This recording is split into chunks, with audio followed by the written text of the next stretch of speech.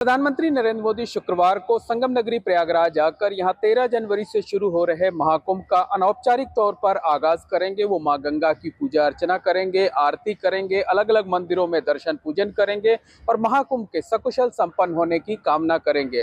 प्रधानमंत्री नरेंद्र मोदी तकरीबन 3.5 घंटे तक प्रयागराज में रहेंगे और सभी कार्यक्रमों में शामिल होने के बाद सबसे आखिर में वो महाकुंभ क्षेत्र के परेड ग्राउंड में बनाए गए इसी पंडाल में आएंगे। यहां पर एक बड़ी जनसभा को संबोधित करेंगे।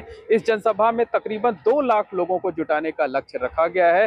प्रधानमंत्री नरेंद्र मोदी ठीक सामने जो मंच देख रहे हैं, इसी मंच से तकरीबन 7,000 करोड़ रुपए की 500 परियोजनाओं का लोकार्पण करेंगे, उनका उद्घाटन करेंगे, शुभारंभ करेंगे। और इस पूरे पंडाल में आप देख सकते हैं कि इस पूरे पंडाल को बेहद खूबसूरती के साथ सजाया गया है। अलग अलग रंग के पर्दे लगाए गए हैं, पीछे एक बड़ी एलईडी स्क्रीन लगाई गई है ताकि सामने जो कुछ चलता रहे, जिस मुद्दे पर प्रधानमंत्री नरेंद्र मोदी और उत्तर प्रदेश के मुख्यमंत्री योगी आदित्यनाथ बोले, वो बैकग्राउंड में नजर आता रहे। और चूंकि पंडाल बहुत बड़ा है, तकरीबन 2 लाख लोगों के बैठने की व्यवस्था की गई है, इस वजह से इस पूरे पंडाल में जगह जगह पर एलईडी स्क्रीन लगाई गई है।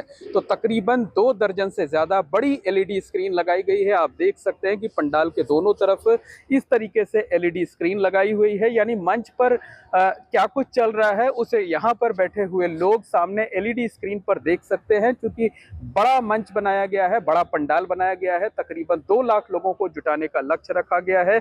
और प्रधानमंत्री नरेंद्र मोदी यहाँ से एक बड़ा संदेश भी देंगे।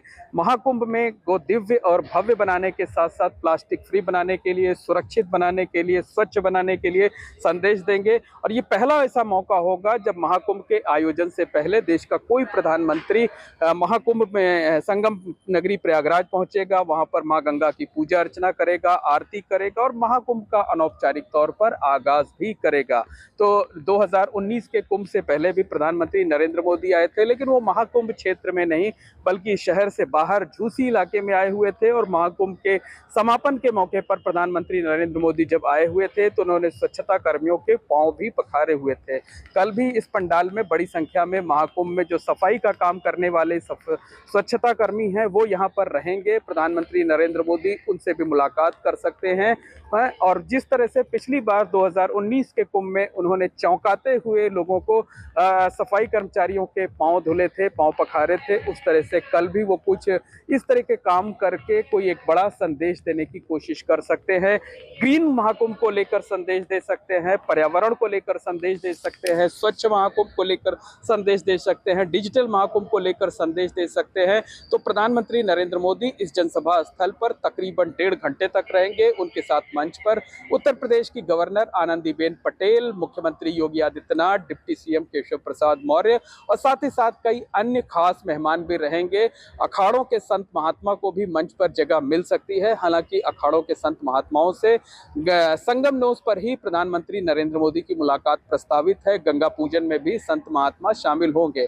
तो निश्चित तौर पर कहा जा सकता है कि प्रधानमंत्री नरेंद्र मोदी की इस जनसभा में बड़ी संख्या में लोगों को जुटाने का लक्ष्य रखा गया है। उसके लिए पार्टी पदाधिकारियों को, मंत्रियों को, कार्यकर्ताओं को जिम्मेदारी सौंपी गई है। बड़ी से बड़ी संख्या में यहाँ पर लोग आए, प्रधानमंत्री नरेंद्र मोदी को सुने और महाकुंभ को लेकर प्रधानमंत्री नरेंद्र मोदी किस तरीके से दुनिया भर में संदेश देंगे, ये देखना दिलचस्प होगा।